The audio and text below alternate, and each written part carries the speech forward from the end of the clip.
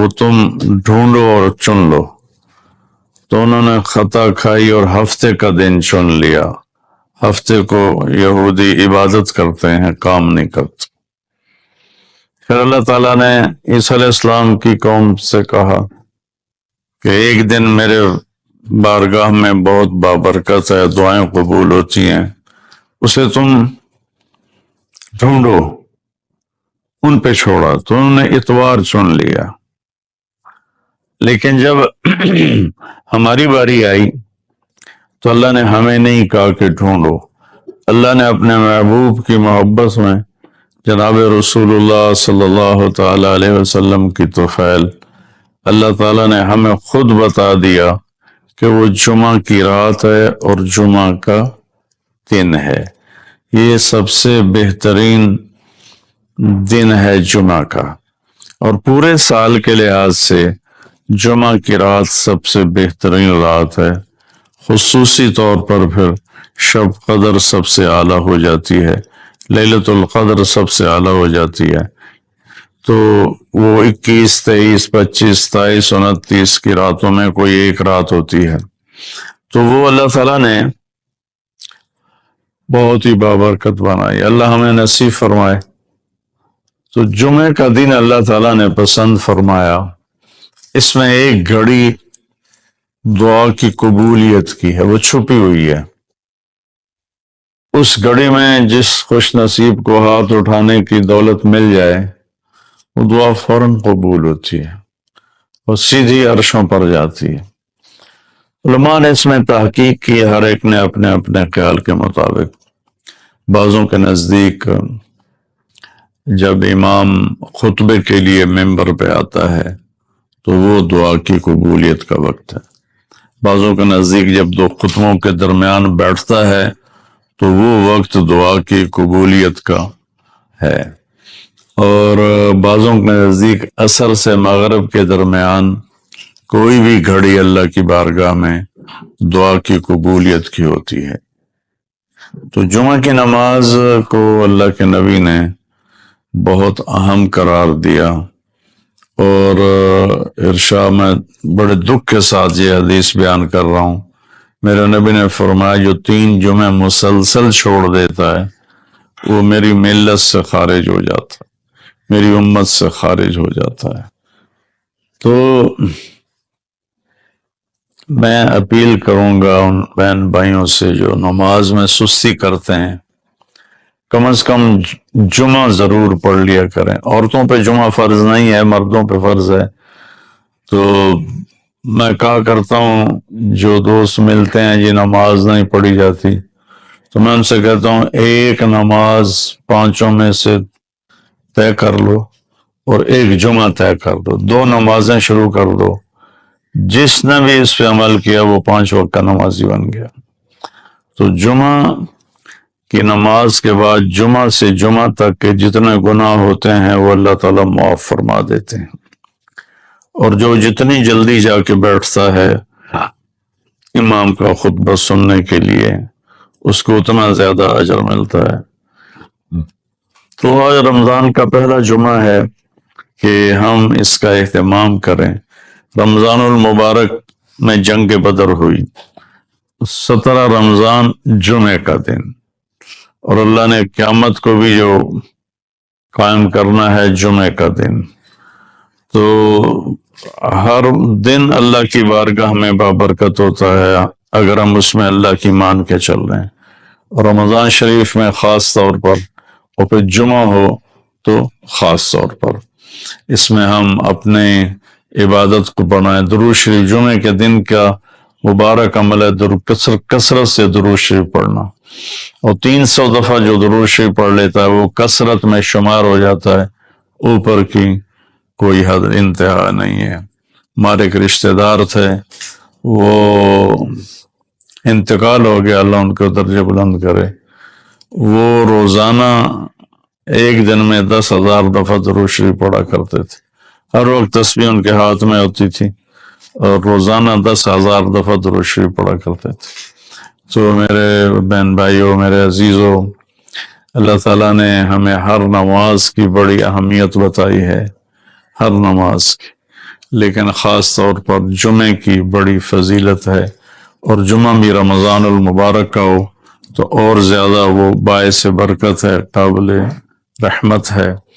تو روزے کا بھی اہتمام ہو، اور ساری نمازوں کا اہتمام فرمائیں، کوئی با جماعت پڑھنے کی کوشش کریں، کوئی جماعت سے رہ جائے تو پھر اس کو چھوڑے نہیں، اسے ضرور پڑھ لیں، کہ نماز کی اللہ تعالیٰ نے جتنی تاکید قرآن میں کی ہے اور کسی کی اتنی تاکید نہیں کی۔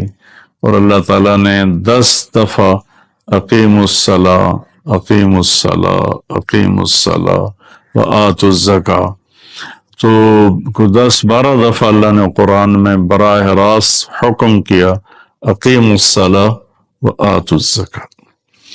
اور ادھر اللہ پاک کی رحمت کے دروازے کھلے ہوئے ہیں، اللہ کا عرش پہلے آسمان پر ہے، جنت کے دروازے کھل چکے ہیں، جہنم کے دروازے بند ہو چکے ہیں۔ اور میرے نبی کا فرمان ہے کہ اگر میری امت کو پتہ چل جائے رمضان کیا ہے تو تمنا کریں گے کہ سارا سال ہی رمضان ہو، اتنی اللہ کی رحمت ہوتی۔ اللہ نے فضل فرمایا، صرف 1 مہینے کے لیے ہمیں اللہ تعالیٰ نے اس کا پابند کیا۔ تو میرے بھائی بہنوں، اس مہینے کو قیمتی بناؤ، کسی سے ہم لڑے ہوئے ہیں ہم صلح کر لیں، مرنے والے سے پوچھو کہ لڑائی کا کیا نقصان ہوتا ہے، مرنے والے سے پوچھو دنیا کی دوڑ کا کیا نقصان ہوتا ہے، مرنے والے سے پوچھو ماں باپ کی نافرمانی کا کیا انجام ہوتا ہے۔ امام بخاری رحمۃ اللہ علیہ نے ایک واقعہ نقل کیا ہے کہ ایک گاؤں میں ایک نوجوان کو دفن کیا گیا، تو عصر کے بعد اس کی قبر پھٹتی اور وہ قبر سے نکلتا، اور اس کا چہرہ گدھے کا ہوتا تھا، اور وہ 3 دفعہ گدھے کی آواز میں آواز نکالتا تھا، پھر وہ قبر میں گرتا تھا، قبر مل جاتی تھی۔ تو لوگوں نے اس کی ماں سے پوچھا کہ یہ کیا چکر ہے؟ تو اس کی ماں نے بتایا کہ شرابی تھا، شراب پیتا تھا، تو میں اسے روکتی تھی نہ پیا کر، تو وہ آگے مجھے کہتا تو کیا گدھے کی طرح آوازیں نکالتی رہتی ہے، مجھے نہ سنایا کرو۔ تو اللہ تعالیٰ نے تھوڑا سا اس کا انجام دکھا دیا کہ ماں باپ کو اس طرح تکلیف دینے سے کیا ہوتا ہے۔ تو بھائیو، ایک تو ہم نماز کو زندہ کریں۔ میرے نبی نے کہا جعلت قرۃ عینی فی الصلاۃ، نماز روزے سے بڑا فرض ہے، میری آنکھوں کی ٹھنڈک نماز میں ہے۔ اور جب آپ دنیا سے تشریف لے جا رہے تھے تو آپ نے پورے دین کو 2 لفظوں میں بیان کیا، ایک ہے حقوق اللہ، ایک ہے حقوق العباد، اور ایک ہے بندگی اور ایک ہے معاشرت۔ تو آپ نے فرمایا الصلاۃ، جب آپ دنیا سے تشریف لے جا رہے تھے آپ نے حضرت اماں عائشہ رضی اللہ عنہا علیہ السلام کے سینے پر یوں سر رکھا ہوا تھا، اس طرح کر کے ایسے، اور اماں عائشہ نے آپ کو سہارا دیا ہوا تھا، اپنے سینے پر لٹایا ہوا تھا۔ تو آپ فرما رہے تھے الصلاۃ وما ملکت ایمانکم، میری امت ایک نماز نہ چھوڑنا، اور ایک میری امت کے غریب طبقے پر رحم کرنا، ان کے ساتھ آسانی کا سلوک کرنا، ان پر سختی نہ کرنا، ان سے نرمی کا سلوک رکھنا۔ پھر الصلاۃ وما ملکت ایمانکم، نماز نہ چھوڑنا، نماز نہ چھوڑنا، نماز نہ چھوڑنا۔ اور آخری الفاظ بھی یہی تھے، الصلاۃ الصلاۃ الصلاۃ، نماز نماز نماز۔ پھر فرمایا اللہم الرفیق الاعلی، اللہ نے زکوٰۃ فرض کی ہے تو زکوٰۃ نکالو۔ اب تو اتنے حالات ہیں کہ متوسط طبقہ بھی زکوٰۃ کا مستحق ہے، اپنے زکوٰۃ سے بڑھ کے نکالو، کیونکہ زکوٰۃ دینے والا بخیلوں سے تو نکل جاتا ہے، لیکن سخیوں میں داخلہ اس سے اوپر کرے گا تو ہوتا ہے۔ 2,500 دے دیا نا 1,00,000 میں سے، تو اب آپ پہ بخیل کا لیبل نہیں لگے گا، لیکن سخی کا بھی نہیں لگے گا۔ اوپر 54 خرچ کر دو تو ایک سٹیپ آپ آ جائیں، سخی بن کے زندگی گزارو۔ لوگوں پہ خرچ کرنے کا مزہ بہت ہے، جوڑنے کے مزے سے زیادہ لگانے کا مزہ ہے۔ جب مظلوم فریاد کرتا ہے تو آسمان کے سارے دروازے اس کے لیے کھل جاتے، اور خاص طور پر جب یتیم پر ظلم ہوتا ہے تو اللہ کا عرش کانپ اٹھتا ہے، ساتوں آسمان کانپ اٹھتے ہیں، اور اللہ عرشوں سے کہتا ہے کون ہے جس نے اس یتیم کو رلایا ہے؟ آج کتنے یتیموں کی جائیدادوں پہ قبضے ہو چکے ہیں، اور کتنے ان کے لیے کیس تیار ہیں کہ انہی کی ہے، یتیموں کی نہیں ہے۔ سویا ہوا ہے میرا اللہ، پتہ انہوں کو نہیں پتہ لگا کی ہوندہ پہ ہے، اس نے اپنے نبی کو یتیم بنا کے بھیجا تھا۔ ہاں میرے بھائیو بہنوں، معاملہ تو اللہ اس کے رسول کی طرف رجوع کرنے سے بنے گا۔ آپ عظیم پیشے سے، میرے اللہ نے آپ ہماری ریڑھ کی ہڈی معیشت نہیں، ہماری ریڑھ کی ہڈی عدل ہے، عدل۔ جب ریڑھ کی ہڈی ٹوٹ جائے تو وہ انسان کھڑا نہیں ہو سکتا، معیشت بھی ہو، تجارت بھی ہو، زراعت بھی ہو، سب کچھ ہو اور عدل نہ ہو تو ریڑھ کی ہڈی ٹوٹی ہے۔ یہ ویل چیئر پر تو چل سکتا ہے، پاؤں پہ نہیں چل سکتا۔ بھوک ہو، افلاس ہو، لیکن عدل قائم ہے تو یہ اپنی کمر پہ کھڑا ہوا ہے، یہ اپنے پاؤں سے چلے گا۔ ہمارے معاشرے کی کمر ٹوٹ چکی ہے، ہمارے معاشرے کی کمر ٹوٹ چکی ہے۔ میرے نبی نے کہا اتقی دعوت المظلوم، میرے نبی نے فرمایا مظلوم کی بد دعا سے بچنا، مظلوم کی بد دعا سے بچنا۔ اور مظلوم کہا، مظلوم ہندو، دہریہ، کافر، مومن، مسلم سب برابر، ایک برادری ہے۔ مظلوم مظلوم ایک برادری ہے، وہ عیسائی ہے مظلوم ہے، مسلمان ہے مظلوم ہے، یہ ایک برادری ہے۔ مظلوم کی بد دعا، میرے نبی نے کہا اللہ اور اس کی بد دعا کے درمیان کوئی چیز رکاوٹ نہیں ہوتی مظلوم کی بد دعا سے۔ میرے نبی نے فرمایا بنی اسرائیل میں ایک عورت تھی، اس کا جھونپڑا تھا، بادشاہ نے محل وسیع کیا، جھونپڑا اس میں آ رہا تھا، انہیں کہا گرا دو، اما تھی نہیں، واپس آئی تو اس کا جھونپڑا ملبے کا ڈھیر تھا۔ وہ کہنے لگی یہ میرے گھر کو کس نے گرایا ہے؟ لوگوں نے کہا یہ بادشاہ نے حکم دیا، گرا دیا ہے۔ تو اس نے ملبے کے ڈھیر پر یوں کہا میرے رب میں تو موجود نہیں تھی، تو تو موجود تھا، میں تو موجود نہیں تھی، تو تو موجود تھا، بس ایک بول۔ تو وہیں کھڑے کھڑے اللہ نے اس بادشاہ کو اس کے محل سمیت زمین میں دھنسا دیا، ایک دھماکے کے ساتھ زمین پھٹی اور بادشاہ اپنے لشکر سمیت محل سمیت زمین کا نوالا بن گیا۔ یہ اللہ ہے۔ اور میرے نبی نے فرمایا تھا وَارْتَفَتِ الْأَصْوَاتُ فِي الْمَسَاجِدِ، مسجدیں بھڑک اٹھیں گی، اور کیا ہوگا؟ وَظَهَرَتِ الْقَيْنَاتُ وَالْمَعَازِفُ، موسیقی کی محفلیں قائم کی جائیں گی، گانا بجانا تہذیب بنے گا۔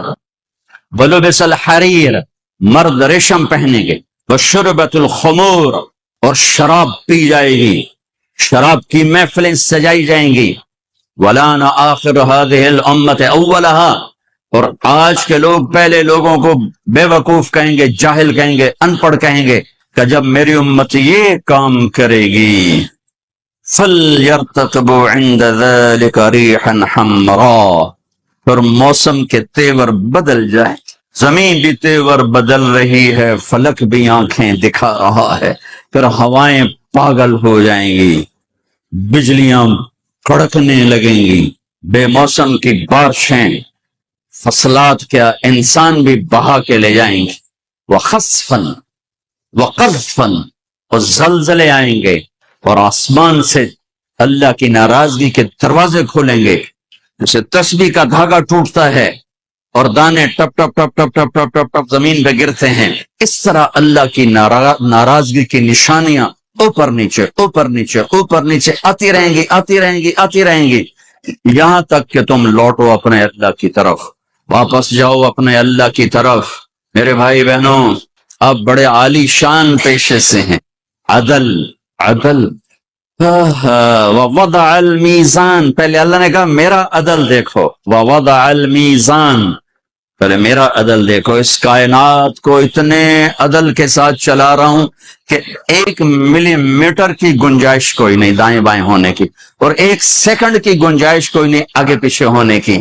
یہ زمین، ایک مثال دیتا ہوں، وَوَضَعَ الْمِيزَانَ کی ایک مثال دیتا ہوں، ہماری زمین 24,000 کلومیٹر گولائی میں ہے، یہ ہر 1 سیکنڈ میں سورج سے 2.5 ملی میٹر، سینٹی میٹر نہیں، 2.5 ملی میٹر سورج سے دور ہو جاتی ہے ہر سیکنڈ. صرف 3 مائکرو میٹر کا فرق پڑ جائے، یہ 3.5 کی 2.5 کی بجائے یہ 2.8 ہو جائے، 2.8 ہوگا ٹھیک، یا یہ 2.2 ہو جائے، 3 مائکرو میٹر زیادہ ہو جائے یا کم ہو جائے، تو چند ہفتوں میں یہ سارا ہمارا جو سولر سسٹم ہے یہ تباہ ہو جائے گا، تباہ ہو جائے گا. 2.5 نہیں، 2.8 2.8 ملی میٹر یہ سورج سے دور ہوتی ہے.